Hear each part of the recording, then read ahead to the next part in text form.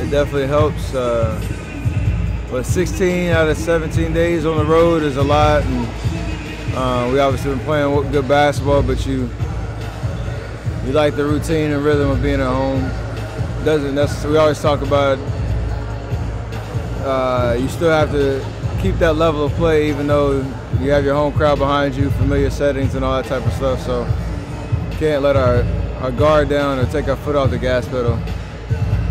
That first game back from road trip is always tough, so you got to play with some intentions tonight. Boogie's going to make his Oracle debut. What do you hope this holds your hand? I didn't realize that. I didn't think about it. We've been with us for what, 5 games now on the court, so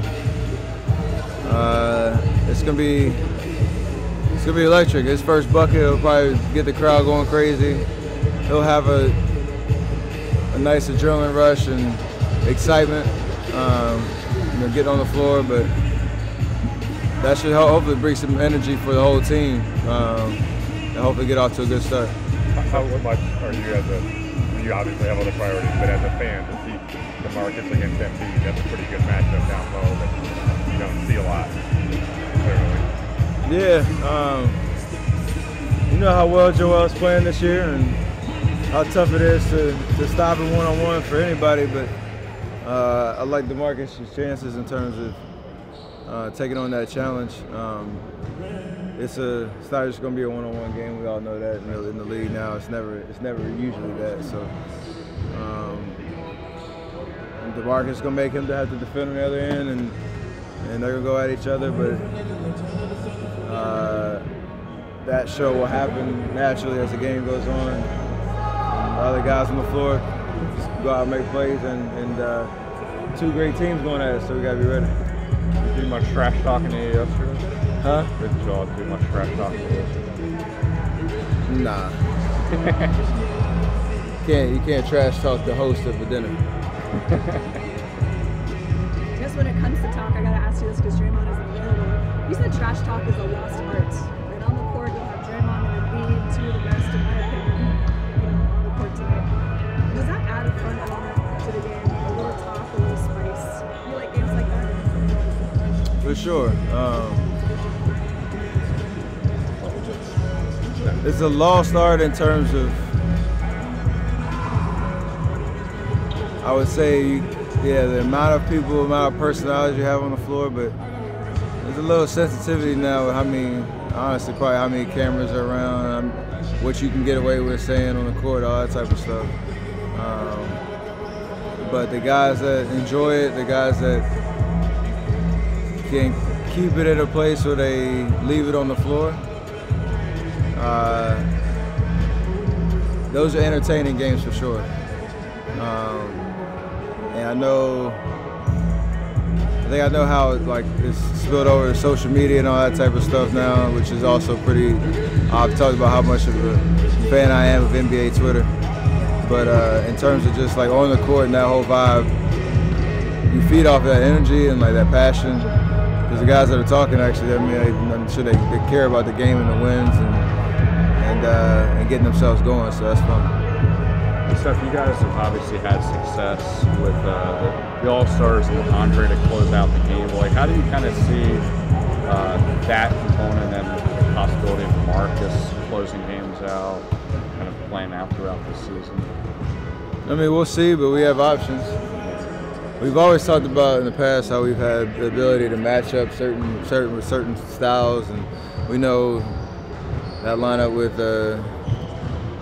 me, Clay, Draymond, KD, and Andre has been pretty lethal, and add DeMarcus as another weapon in terms of what we can throw out there and mix and match. So I'm sure as DeMarcus continues to get more comfortable, ramping up his minutes and all that type of stuff, that you might see him out there at the end of the game. Just depending on how the game's going, how everybody's playing, the flow, matchups, all that type of stuff. So it's nice to have options. Have you guys talked as a team with DeMarcus about that reality that he might have to sit in fresh time? No, not specifically. We'll cross that bridge when we get there. You obviously want to win every game, but how conscious are you of the winning streak? And is it sort of bring into perspective how amazing it is that those Lakers long ago won 33 in a row, and you're only 1/3 of the way there. No, we've been there before in terms of 24-0 start. Or Raymond always reminds me of major milestones from a year-to-year basis. So this is what, the 6th year in a row we've had a double-digit win streak. So this conversation comes up every year. For us, it's just staying in the moment, understanding that we've been trying to put together a consistent stretch of games, and we've been doing that. We've been winning. Now it's fine-tuning some of the slip-ups that winning kind of glosses over a little bit. That help you win a championship. It's still February, or soon to be February, so you have time. But so I talked about building that playoff mentality. You really think about it with what, 32 games left, 31 games left, whatever it is. That's not a lot. If you want to really kind of seek perfection about what type of team you're going to be come April, so we got to stay locked in. He's talking to you about being more careful when Clay dunks. He didn't have to tell me nothing. My elbow had to tell me everything. That wasn't fun. So you said something after the last game about how you weren't sure how many games are left until the All-Star break, that you guys should be thinking about getting better and winning each one of those. That got some traction, some attention, because you guys are looking pretty unstoppable right now. When you said that, was that a goal that the team was talking about, go to the All-Star break, keeping the streak alive, or was it something that you just kind of said offhand and it took on a life of its own? No, I just said that just in terms of like really understanding what we had 7 games until All-Star break, and that's a short window with some pretty good teams we're playing against that you want to continue to build momentum and end on a high note with that week-long break. So it obviously coincides with DeMarcus coming back and this win streak that we have going on right now, but more so than winning out, which I think that's attainable, but it's more like, again, the how we're winning, how we're playing, those details about boxing out, not turning the ball over, transition defense, all that type of stuff that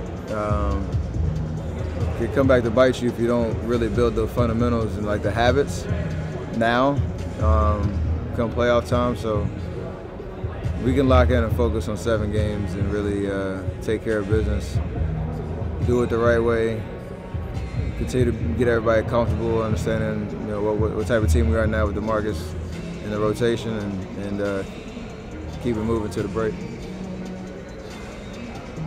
Thank you. Yeah, Thank you, sir.